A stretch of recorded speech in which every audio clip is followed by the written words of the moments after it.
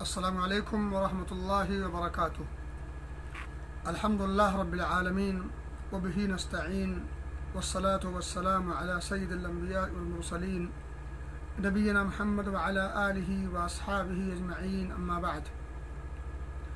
عن عبد الله بن عمرو بن العاص رضی اللہ عنہما انه سمع النبی صلی اللہ علیہ وسلم يقول اذا سمعتم المؤذن فقولوا مثل ما يقول ثم صلوا علي فإنه من صلى علي صلاة صلى الله عليه بها عشرا ثم صلوا الله لي الوصيلة فإنها منزلة في الجنة لا تنبغي إلا لعبد من عباد الله وأرجو أن أكون أنا هو فمن سأل الله لي الوصيلة حلت له الشفاعة رواہ مسلم۔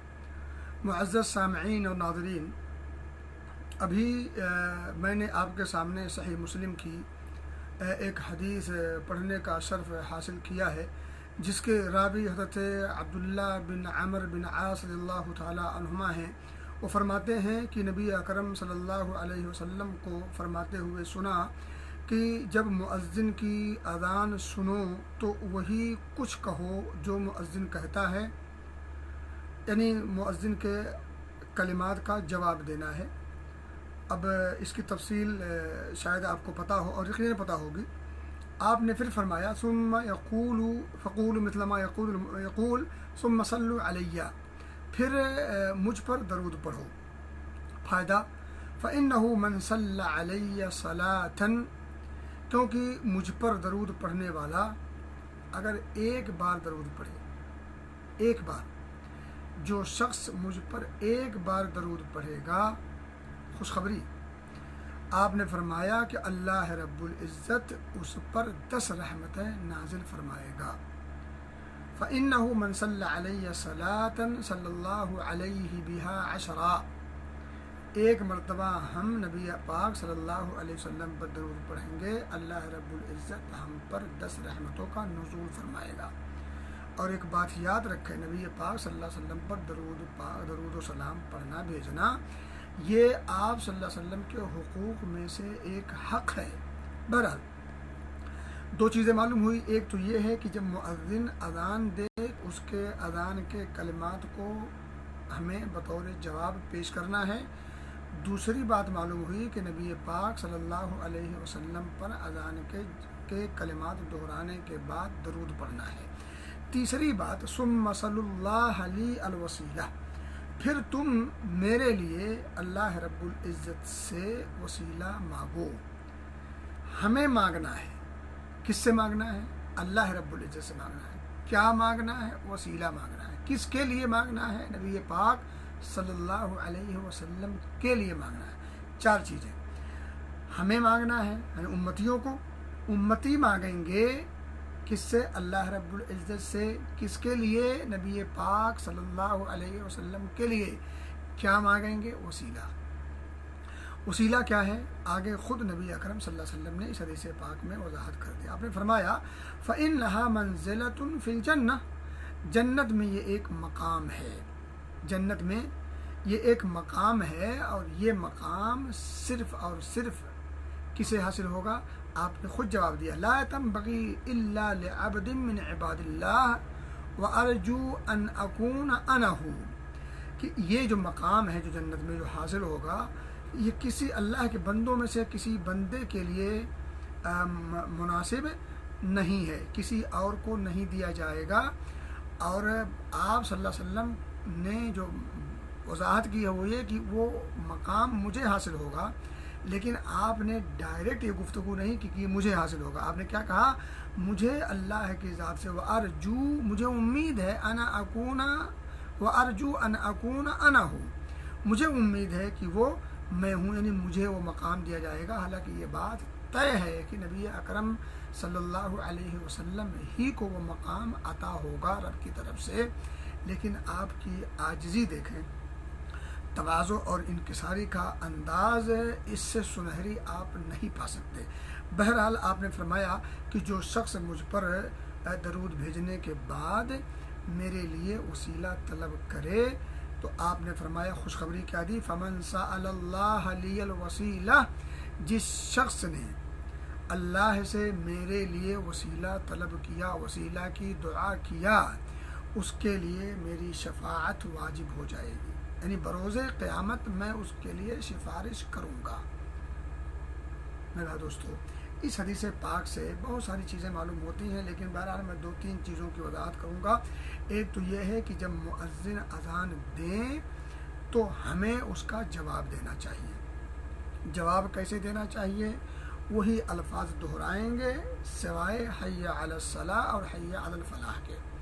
حی علی الصلاۃ کی جگہ لا حول ولا قوت الا باللہ، اور حی علی الفلاح کی جگہ پر بھی جواب دیتے ہوئے لا حول ولا قوت الا باللہ کہیں گے۔ اور ایک بات یاد رکھیں، فجر کی اذان میں جب مؤذن الصلاۃ خیر من النوم کہے تو اس وقت بعض مروجہ الفاظ لوگوں نے اپنے مسنون دعاؤں کی کتابوں میں ذکر کیا ہے کہ صدقتا و بررتا، یہ کسی حدیث سے ثابت نہیں ہے، اس لیے حی علی الصلاۃ خیر من النوم کی جگہ پر بھی جواباً الصلاۃ خیر من النوم ہی کہا جائے گا۔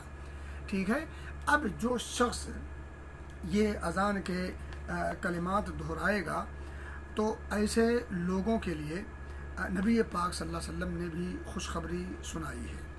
آپ فرماتے ہیں کہ جو شخص اذان کا جواب دے اور پھر اذان ختم ہونے پر یہ دعا پڑھے، یعنی اللہم رب هذه الدعوۃ التامہ، تو اس حدیث میں ہے کہ اللہ رب العزت نے حدیث پاک میں ہے کہ اس شخص کے لیے قیامت کے روز میری شفاعت واجب ہو جائے گی، یعنی وہ شخص میری شفاعت کا مستحق ہو جائے گا۔ ٹھیک ہے میرے بھائیو دوستو، دوسری بات کیا معلوم ہوئی کہ نبی پاک صلی اللہ علیہ وسلم پر درود بھیجیں اذان کے کلمات کا جواب دے کر، اور اللہم رب هذه الدعوۃ التامہ جو دعا ہے اذان کے بعد کی، اس سے پہلے، یعنی ان دونوں کے بیچ میں اذان کا جواب دینے کے بعد اور دعائے اذان جو ختم ہوتی ہے اس سے پہلے بیچ میں جو شخص درود شریف پڑھ لے۔ اب دیکھیں یہاں درود شریف اذان کے اوقات میں یا اذان کے دوران درود شریف کب پڑھا جائے گا؟ نبی پاک صلی اللہ علیہ وسلم نے خود ہی اس کی وضاحت کر دی۔ کب پڑھا جائے گا؟ اذان کا جواب دے لے، اللہم رب هذه الدعوۃ التامہ یہ دعا ہے، اس کے بیچ میں آپ درود شریف پڑھیں گے۔ اب درود شریف کون سا پڑھیں گے؟ وہ درود شریف پڑھیں جو اللہ کے رسول صلی اللہ علیہ وسلم نے سکھلائے ہیں۔ لوگوں کے بنائے ہوئے درود میں وہ چاشنی، وہ مٹھاس نہیں آ سکتی، اور ویسے عقلی طور پر بھی سوچیں وہ الفاظ جو نبی محترم صلی اللہ علیہ وسلم کے زبان رسالت سے نکلے ہوئے جو الفاظ میں جو معنویت ہوگی اور جو اس میں چاشنی جو مٹھاس ہوگی، وہ مٹھاس، وہ معنویت، وہ گہرائی، وہ گہرائی کسی امتی کے الفاظ میں نہیں آ سکتی۔ چہ جائے کہ وہ الفاظ کفریہ اور شرکیہ ہوں اور اس میں جو ہے اسلامی روح پر آنچ پہنچتی ہو تو وہ تو قطعی طور پر حرام ہے۔ تو دوسری بات یہ معلوم ہوئی کہ درود شریف ہمیں اذان کے بعد، اذان کے کلمات کے جواب دینے کے بعد پڑھنا ہے، نہ کہ اذان سے پہلے۔ اذان سے پہلے درود شریف پڑھنا یہ سنت سے ثابت نہیں۔ اسی طرح سے نماز کے ختم ہونے کے بعد اجتماعی طور پر بلند آواز کے ساتھ درود شریف پڑھنا یہ بھی سنت سے ثابت نہیں۔ اسی طرح سے جمعہ کی نماز کے بعد، جمعہ کے دن جمعہ کی نماز کے بعد اجتماعی طور پر سارے لوگوں کا مل کر کے بلند آواز کے ساتھ نبی پاک صلی اللہ علیہ وسلم پر درود پڑھنا ثابت سنت سے نہیں ہے۔ دیکھیں یہاں یہ جو ثابت نہیں ہے جو بتایا جا رہا ہے، اس کا مطلب یہ نہیں کہ درود شریف پڑھنے سے منع کیا جا رہا ہے، نہ، درود شریف پڑھنا یہ آپ صلی اللہ علیہ وسلم کے حق میں سے ایک حق ہے، اس سے منع کیسے کیا جا سکتا ہے جس چیز کا اللہ رب العزت نے خود امت کو، اپنے بندوں کو، نبی پاک صلی اللہ علیہ وسلم کی امت کو باقاعدہ صریحی حکم دیا ہو، یا ایھا الذین آمنوا صلوا علیہ وسلموا تسلیما۔ درود شریف پڑھنے سے کوئی منع نہیں کرتا، ہاں درود شریف پڑھنے کے لیے آپ کوئی طریقہ، کوئی جگہ اپنی طرف سے منمانی طور پر اس کو وضع نہ کریں، اس کو گھڑیں نہ، کوئی خاص موقع گھڑ کر کے پیش کرنے کا جو سنت سے ثابت نہ ہو اس کی ممانعت ہم کر رہے ہیں، اس کی نکیر ہم کر رہے ہیں۔ درود شریف پڑھنا 24 گھنٹہ آپ درود شریف پڑھیں، بلکہ بہتر ہے، مناسب ہے، کوئی منع نہیں کرتا، لیکن ایک وقت خاص کر لیں کہ اس وقت پڑھیں گے، اس انداز سے پڑھیں گے، اس کیفیات کے ساتھ پڑھیں گے، تو چونکہ اس کی شرعی طور پر مسنون طریقے سے ثابت نہیں ہے، تو اس جو چیز ثابت نہیں ہے اس چیز کی ہم نفی کر رہے ہیں، اس چیز کا ہم انکار کر رہے ہیں۔ دوسری بات میرے بھائیو دوستو، اس میں ایک چیز اور ہے کہ جو دعا پڑھی جاتی ہے اللہم رب ہذہ الدعوۃ التامہ، اس دعا میں چکتی لوگوں نے لگائی ہے، ریشم کے کپڑے میں ٹاٹ کی چکتی لوگوں نے لگا دی ہے، اور وہ چکتی کیا ہے؟ اللہم رب ہذہ الدعوۃ التامہ والصلاۃ القائمہ آت محمدا الوسیلۃ والفضیلہ، آت محمدا الوسیلۃ والفضیلہ والدرجۃ الرفیعہ۔ یہ جو جملہ نا والدرجہ والرفیعہ، یہ ریشم کے کپڑے میں ٹاٹ کی چکتی پیوند کاری کی گئی ہے، جو آپ صلی اللہ علیہ وسلم کی سنت سے اور آپ کے فرمان سے ثابت نہیں ہے۔ اسی طرح سے وعدتہ کے بعد ورزقنا شفاعتہ یوم القیامہ، یہ بھی خالص دودھ کے اندر عام گدلا پانی گڈمڈ کرنے کی کوشش کی گئی ہے، یہ بھی سنت سے ثابت نہیں ہے۔ ورزقنا شفاعتہ یوم القیامہ انک لا تخلف المیعاد، یہ اتنا الفاظ، یہ جملہ سنت سے ثابت نہیں ہے۔ سنت سے ثابت کیا ہے؟ سنیے، اللہم رب ہذہ الدعوۃ التامہ والصلاۃ القائمہ آت محمدا الوسیلۃ والفضیلہ وبعثہ مقاما محمودا الذی وعدتہ، بس یہ سنت سے ثابت ہے، بخاری وغیرہ کی روایت ہے۔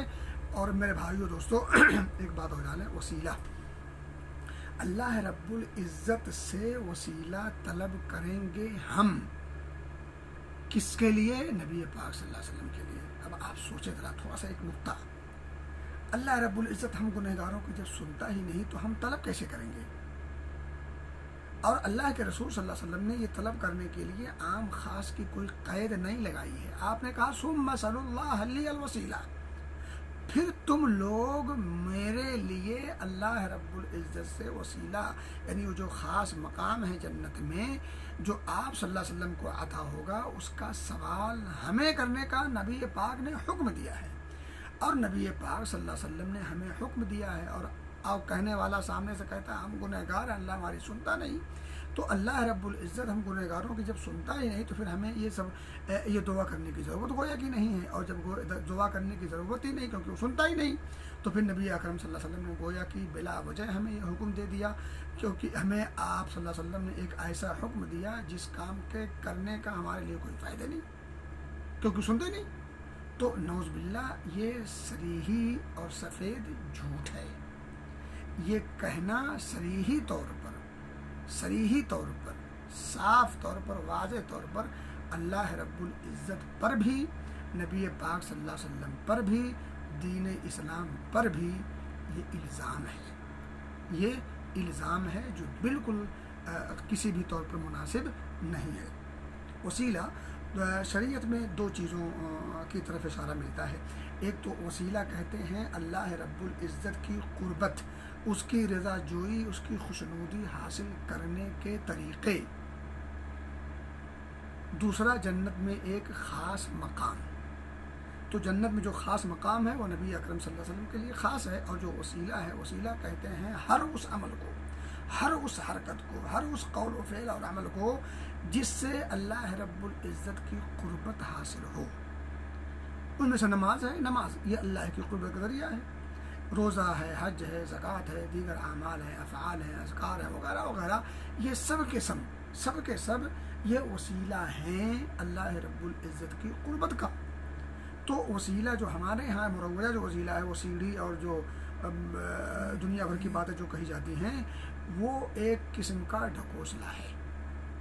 جملہ میرا شاید سخت ہو، لیکن بات حقیقت یہی ہے کہ وسیلہ جو ہمارے ہاں جو مروجہ وسیلہ ہے کہ وہ سیڑھی کے بغیر چھت پہ نہیں چڑھ سکتے، اور چوکیدار کے بغیر جو ہے اس سے نہیں مل سکتے، اس سے نہیں مل سکتے، یہ خام خواہ کی مسئلے بنائے گئے ہیں، گھڑے گئے ہیں، اس میں کوئی شبہ نہیں کہ وسیلہ ہی کے ذریعے سے کوئی کام ہوتا ہے۔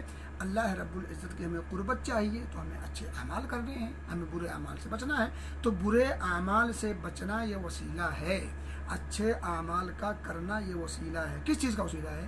اللہ رب العزت کی خوشنودی، رضا جوئی حاصل کرنے کا، اور یہ خوشنودی وسیلہ ہے جنت کے اندر دخول کا۔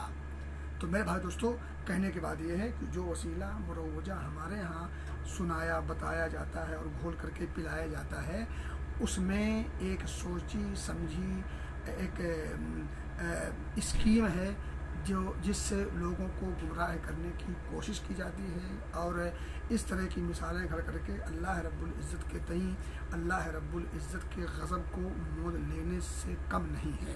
بہرحال وہ ایک الگ مسئلہ ہے، اس پر گفتگو نہیں کرتے۔ کل کا خلاصہ یہ ہے کہ اذان سے پہلے نہیں، اذان کے کلمات کا جواب دینے کے بعد آپ صلی اللہ علیہ وسلم پر درود پڑھیں، جو شفاعت کا مستحق ہونے کے راستے کو کھولتا ہے۔ پھر اس کے بعد نبی اکرم صلی اللہ علیہ وسلم پر کے لیے وسیلہ طلب کریں، یعنی وہ جو اللہم رب ہذہ الدعوۃ التامہ، یہ جو دعا ہے اس میں یہ چیز آ جاتی ہے، یعنی یہ دعا پڑھیں، تو اس دعا کے پڑھنے سے بھی نبی اکرم صلی اللہ علیہ وسلم کی شفاعت کے ہم مستحق ٹھہریں گے۔ تو یہ چند باتیں تھیں ٹوٹے پھوٹے انداز میں، اذان اور وسیلہ اور درود شریف، ان تمام حوالوں سے اللہ سے دعا ہے کہ اللہ رب العزت ہمیں نبی پاک صلی اللہ علیہ وسلم پر کثرت کے ساتھ درود پاک پڑھنے کی توفیق دے، اور آپ صلی اللہ علیہ وسلم کے لیے وسیلہ طلب کرنے کی بھی توفیق دے، تاکہ ہم نبی اکرم صلی اللہ علیہ وسلم کے ہاتھوں بروز قیامت شفاعت کے مستحق ہو سکیں۔ اللہ ہمیں نبی اکرم صلی اللہ علیہ وسلم کی شفاعت کا مستحق بنائے، اور اپنے رضامندی کے خوشنودی کے کام کرنے کی توفیق عطا فرمائے، اور اپنے دین کی خدمت کی بھی توفیق عطا فرمائے، آمین۔ وآخر دعوانا ان الحمد للہ رب العالمین، والسلام علیکم ورحمۃ اللہ وبرکاتہ۔